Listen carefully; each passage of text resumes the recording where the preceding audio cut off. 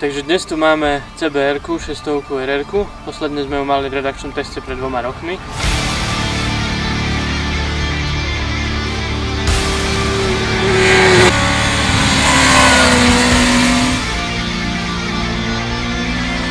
Okrem inovovaných brzd je prerobená aj kapotáž. CBR-ka má teraz oveľa viacej plastov, je oveľa viac pozakrývaná. Plasty pribudli takmer všade, nevidno skoro ani rám. V poslednej dobe bol presne trend opačný, takže uvidíme, či sa to bude ľuďom páčiť.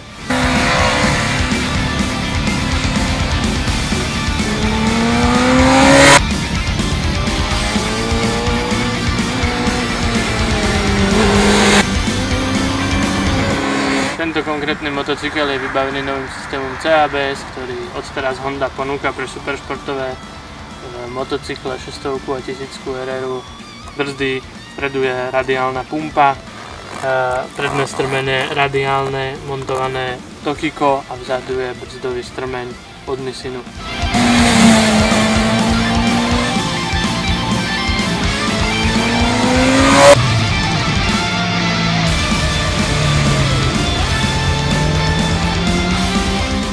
Na novej CBR-ke treba pochváliť super motor, ktorý je však schovaný za týmito plastami. Všetci sme sa v redakcii zhodli, že predchádzajúca a viac odhalená verzia sa nám páčila viac.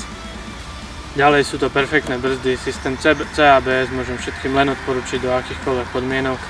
Čo sa podvozku týka, ten je plne nastaviteľný, ako sme už v tejto kategórii zvyknutí, s prednou vidlicou nie je problém, ale pri tomto zaplastovaní motorky zadný tlmič nie je ani vidieť a dostať sa k nemu je oveľa komplikovanejšie.